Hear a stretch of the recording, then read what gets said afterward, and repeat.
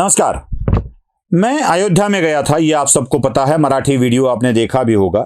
लेकिन अयोध्या का मेरा जाने का मकसद क्या था वो मैंने मराठी में बता भी दिया है। लेकिन यह जानबूझकर हिंदी में वीडियो कर रहा हूं जो राम जन्मभूमि की कहानी बताता है। और राम जन्मभूमि से लगकर जितनी भी कहानियां हैं वह मुझे आपको बतानी है। और अयोध्या निवासी व्यक्ति के हाथों आपको इसका महत्व भी मुझे बताना है। मैं बहुत थक गया था पूरा जर्नी करके, जैसे हो सका वैसे किया है। मैं आपको ये कहानी बताते वक्त एक वीडियो दिखा रहा हूँ। हम निकले एक जगह विश्राम करके, फिर एक विशाल वटवृक्ष के नीचे थोड़ी देर खेले कूदे और फिर प्रयागराज जाकर, पेंच अभयारण्य का ये स्थल है, फिर प्रयागराज जाकर गंगा मैया में त्रिवेणी संगम में डुबकी लगाई, गंगा आरती में शामिल हुए। वो फ्लोटिंग आरती सबसे पहली फ्लोटिंग आरती है जो तैरते हुए जहाज में आरती होती है। उस आरती में हम सम्मिलित हुए और जाके पहुंचे अयोध्या। अयोध्या में भी लोगों की भीड़ को देखा, उनसे बातें की। बातें मराठी में ज़्यादा थी। और अयोध्या के मंदिर के प्रांगण घूमते घूमते हम पहुंचे कनक भवन। कनक भवन की कहानी ही निराली है। वह कहानी वहीं जाकर मैं आपको समझाता हूं, देख लीजिए। माझ्यासोबत इथलेच एक रहिवासी आहेत, मेहुल कुमार। मैं इनका परिचय पहले आपको हिंदी में बताता हूँ, वो भी समझ जाए कि मैं क्या आपको बता रहा हूँ। मेहुल कुमार जी ऐसे हैं जिन्होंने साइकिल पर पूरा भारत भ्रमण किया है, पूरा साइकिल। और इतना ही नहीं, छत्तीसगढ़ से अयोध्या तक उल्टा चलते हुए आए हैं। उल्टा मतलब हम सीधे चलते हैं, ये उल्टा चल कर आए हैं। लगभग 1100 किलोमीटर का प्रवास उन्होंने उल्टा चल कर किया है। वही मेहुल कुमार जी आज हमें अयोध्या में मिल गए और उनसे मैं पहले बातें करता हूँ और उनके बारे में आपको कुछ बता देता हूँ। मेहुल कुमार जी, क्या आपको ये सारा भारत घूमने के बाद अयोध्या में बसने का मन क्यों हुआ? देखिए, इंसान यूँ तो जब दर बदर भटकता है, जब जानकारी नहीं रहती, जब अज्ञानता रहती है, लेकिन जब इंसान में ज्ञान आ जाता है तो केंद्र बिंदु खोजता है कि केंद्र बिंदु कहाँ है। तो हमारे सनातन का केंद्र बिंदु अयोध्या में है, क्योंकि हम जानते हैं कि हमारे राम जी स्वयं मनुष्य के रूप में अवतार लिए हैं। तो जितना हम राम जी से जुड़े उतना किसी देवी देवता से नहीं जुड़े हुए हैं। और राम जी मर्यादा पुरुषोत्तम थे। तो अगर हमको सही समझ और ज्ञान लेना है तो अयोध्या की है। और जिस तरीके से हमको अगर विकास देखना है सनातन के प्रति, बाकी सब चीज़ें तो बहुत पहले से डेवलप हो चुकी थी। तो एकदम जीरो से किस तरीके से किसी नई स्थान का डेवलपमेंट होता है आस्था को बरकरार रखते हुए, वो मुझे यहाँ पे देखने को मिला। और मैं देखना भी चाहता था कि किस प्रकार से राम मंदिर का निर्माण हो रहा है, क्या क्या भावनाएं हैं लोगों की और बाकी सब चीज़ें। आपकी बड़ी आस्थाएं हैं, आप बड़े इस भक्ति के साथ ये काम करते हैं। पिछले कुछ महीनों से, जब से ये राम मंदिर के दान पेटी के चोरी का मामला सामने आया, तब से क्या भक्तों की भीड़ कम हो गई है? तब से क्या भक्त आना कम हो गया है? क्या राम पर की श्रद्धा लोगों की कम हो गई है? क्या कारण? थोड़ी भीड़ भी कम भी दिखती है, क्या कारण लग रहा है? देखिए, मैं स्पष्ट कर दूं, क्योंकि मैं 365 दिन यहीं पे रहता हूं और मंदिर के आसपास ही रहता हूं। क्योंकि कोई ना कोई गेस्ट आता है देश विदेश से, कोई ना कोई राज्य से, उनको मेरे को उनके साथ में रहना, घुमाना, जानकारी देने का मेरा काम है। ऑफिशियली मैं टूरिस्ट गाइड हूँ यहाँ का।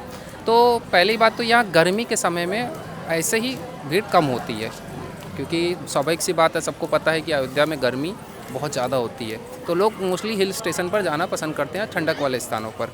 और इस कारण से गर्मी में बेसिक सी बातें कम होती है। और रही बात चोरी की और लोगों में आस्था कम होने की, तो मेरा मानना है कि रत्ती भर भी इससे कोई फ़र्क नहीं पड़ा है। जो सच्चा राम भक्त है उसको कोई फ़र्क नहीं पड़ता। ठीक है, जैसे हमारी पास कोई चीज़ थी, हमने स्वेच्छा से, क्योंकि वो हमारी थी नहीं, परसों किसी और की थी, कल हमारी, परसों किसी और की हो जाएगी, तो हमने स्वेच्छा से भगवान को अर्पण किया। अब वो भगवान जिसको देना है दे सकते हैं। तो यही हुआ कि भगवान को लगा होगा कि भैया चलो ठीक है, कोई ज़रूरतमंद है तो ले लिया। लेकिन क्या होता है कि कोई भी चीज़ की एक लिमिट होती है, पर उन्होंने बहुत ज़्यादा गड़बड़ करनी शुरू कर दी तो ये चीज़ ओपन हो गई। और जो वास्तविक रूप में जिसने गलत काम किया है वो अब जेल में है, सज़ा काट रहे हैं और सब चीज़ें इन्वेस्टिगेशन कर रही है। और रही बात दान पेटी में डालने की पैसे की, और लोग सोचते तो रत्ती भर भी, मैं हर दिन लोगों को लेके जाता हूँ, लोगों को 500 डालना 500 डालते, जिसको 5000 डालना 5000 डालते।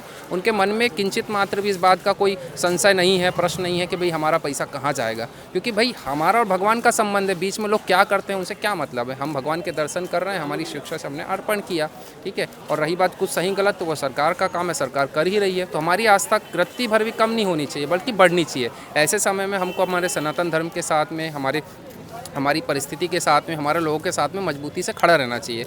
और जो भ्रम फैला रहे हैं, जो बात कह रहे हैं, वो सब जो पहले से भगवान को नहीं मानते थे, भगवान में जिनको श्रद्धा नहीं थी, जिन्होंने राम मंदिर का विरोध किया था, भगवान राम को काल्पनिक बताया था, वो सब चीज़ें भ्रम फैला रहे हैं।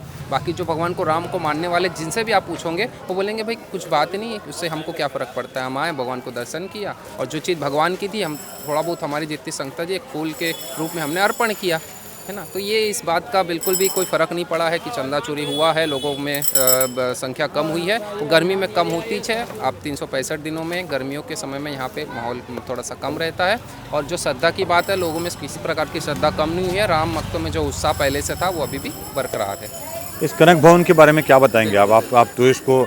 मैं गाइड तो नहीं कहूँगा आपको, क्योंकि गाइड वो होता है जो स्थल तक ले जाता है, और प्रवास का मार्गदर्शक होता है जो उस स्थल के बारे में अपने दिल से बताता है।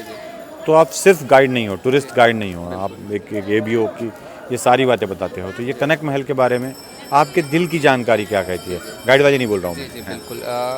दरअसल क्या हुआ कि मैं स्वयं सब चीज़ों को अनुभव किया। देश भर में जितने भी हमारे सनातन धर्म के प्रतीक है, मंदिर है, मठ है, आश्रम है, 4 धाम 12 ज्योतिर्लिंग, सबको अनुभव किया, सबको देखा है। तो इस कारण से मैं बड़ी आत्मीयता से सब चीज़ जानकारी मैं दे पाता हूँ। और कई बार लैंग्वेज का बैरियर भी नहीं आता, तो मैं सब प्रकार की भाषाएं भी जानता हूँ, तो मैं उनको उनकी लैंग्वेज में भी, गुजराती में, मराठी में भी समझता हूँ, समझा सकता हूँ। तो ये है कनक भवन। कनक का हिंदी मीनिंग होता है गोल्ड। तो जब माता सीता जी ने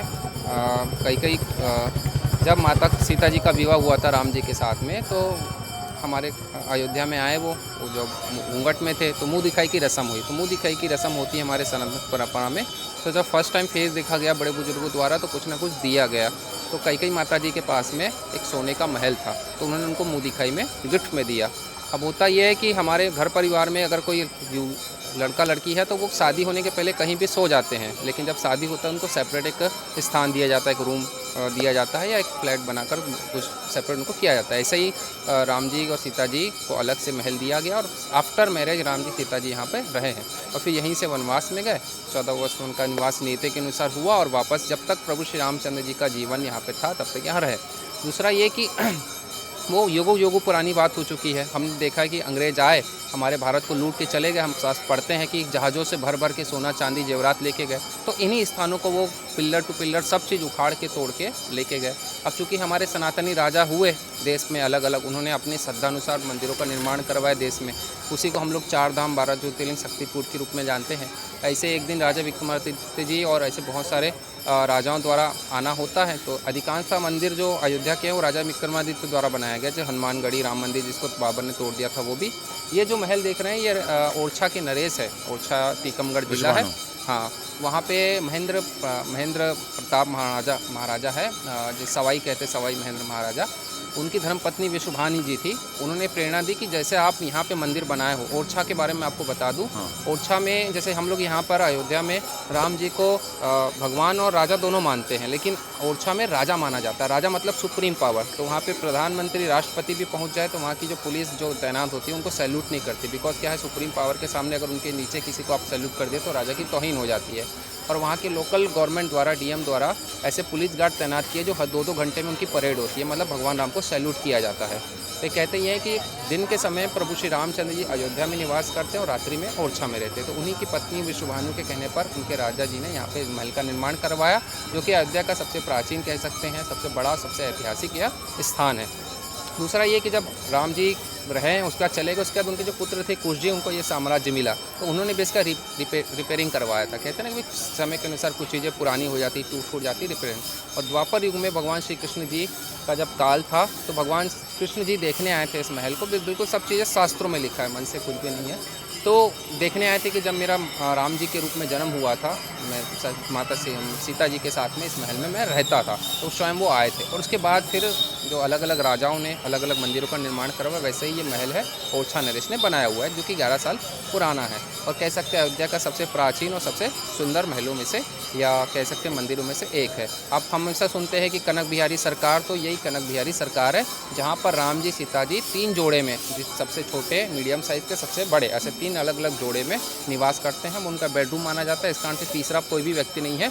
एक बरामदे में आपको एक मंदिर नुमा भाग नज़र आएगा, वहाँ पे हनुमान जी विराजमान हैं और वहाँ पे चबूतरे में प्रभु श्री रामचंद्र जी के पद चिन्ह हैं। वो इसलिए क्योंकि हनुमान जी ने राम जी की बहुत सेवा की थी वनवास के दौरान, तो उन्हें कहा था कि आप मेरे परम भक्त हैं, आप जो भी मांगेंगे हम आपको देंगे। तो यहाँ आए, जब सभा लगी कि राजा राम जी राजा बनने वाले थे, तो उनसे पूछा गया कि आप कोई भी एक दायित्व ले लीजिए, बड़ा मंत्री बन जाइए, हम सुबह शाम यहाँ पे बैठेंगे, कार्यों की चर्चा करेंगे। उन्होंने कहा कि प्रभु जी, इस विश्व में कोई ऐसा काम नहीं जो मैं नहीं कर सकता, मैं आपका सब काम करने को तैयार हूँ, लेकिन मुझे आप अपने चरणों के अलावा कहीं दूसरे जगह स्थान मत दीजिए, मतलब मुझे आपको चरणों में स्थान दीजिए। तो इस कारण से चूंकि उन्होंने वचन दे दिया था, तो उनको चरणों में स्थान भी देना था, बट हस्बैंड वाइफ के अलावा तीसरा व्यक्ति कोई बेडरूम में नहीं रह सकता। तो इस संशय को दूर करने के लिए रास्ता निकाला गया कि उनको चरणों में रहना। इस कारण से भगवान राम ने बरामदे में अपने पैरों की छाप छोड़ी और उस छाप पर राम जी सीता जी की सेवा के लिए छोटे से हनुमान जी वहाँ पे विराजमान है, और हनुमानगढ़ी में उनको पूरा नगर का रक्षक बनाकर बैठाया गया और पूरे नगर की रक्षा करते हैं। इस कारण माना जाता है कि सबसे पहले हनुमान जी के दर्शन लिए जाते हैं, उनसे परमिशन ली जाती है, फिर राम जी और अयोध्या के दर्शन किए जाते हैं जी। ये जो मेहुल जी है, ये बड़ी अच्छी बातें बताते हैं, और अगर आपको सुननी है ना, तो जब भी अयोध्या आओ तो इनसे ज़रूर मिलो। ये आपको पूरी अयोध्या घुमाएंगे, दिखाएंगे, उनके नज़रिए से दिखाएंगे, जिस नज़रिए से देखना चाहे उस नज़रिए से दिखाएंगे। मैं उनका नंबर नीचे दे रहा हूँ, वो ज़रा आप देख लीजिएगा और ज़रूर उनसे भी मिल लीजिएगा। कनक भवन के बाद हम चले सीधा भरत कुंड। भरत कुंड एक ऐसी जगह जहां 14 साल राजा भरत, अयोध्या के राजा भरत राज्य करते रहे, और उन्होंने वहीं पर अपने पिताजी का श्राद्ध संस्कार भी लगातार 14 साल किया, राम जी के वापस आने तक वहीं पर किया। राम जी से वो वहीं मिले, हनुमान जी से भी वो वहीं मिले। वो राम जी से जहाँ मिले वो मंदिर भी आपको दिखाता हूँ, देख लीजिएगा। हनुमान जी से मिले वो मंदिर भी दिखाता हूँ। और इसके बाद हमने बातें की भरत कुंड की, वो भी सुन लीजिए। मेरे हाथ में क्या देख रहे हैं? मैं आपको एक ऐसी जगह लेकर आया हूँ। ये है कमल का फूल, और ये कमल के फूल इसके साथ साथ ये कमल गड्ढा भी आपको दिखा देता हूँ, जो कमल गड्ढा भी बड़ा महत्वपूर्ण है। कमल के फूल और कमल गड्ढा मेरे हाथ में है, और ये कहाँ से निकाले हैं? एक बच्चा है जिन्होंने मुझे ये निकाल के दिया। ये सारे इस कुंड में ये कमल फूल खिले हैं, और कमल के फूल ही मुझे लगता है असली कारण हैं। असली कारण अयोध्या के विरोध का, असली कारण अयोध्या का, असली कारण अयोध्या के बदनामी का, क्योंकि यहाँ पर बहुत सारे कमल के फूल खिलते हैं।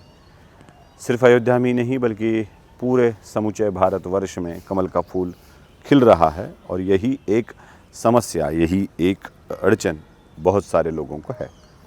ये ना खिले, ये ना फूले, इसलिए शायद अयोध्या के लिए बदनामी की मुहिम चलाई जा रही है।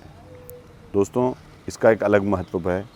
मेरे पीछे जो आप मंदिर कुछ देख रहे हैं, वो मंदिर भी बड़े महत्वपूर्ण हैं, और ये है भरत कुंड। पहले मैं उन मंदिरों के बारे में आपको बताता हूँ।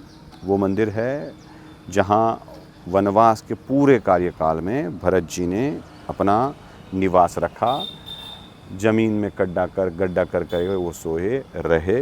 वही वो जगह है जहाँ हनुमान जी से भेंट हुई, वही वो जगह है जहाँ राम जी से पहली बार मुलाकात हुई, वही वो जगह है। और ये जो कुंड है, यहाँ पर महाराज दशरथ के श्राद्ध कर्म, राम जी जब वनवास चले गए थे तो 14 साल में जब तक राम जी वापस नहीं आते तब तक यहीं किए गए थे।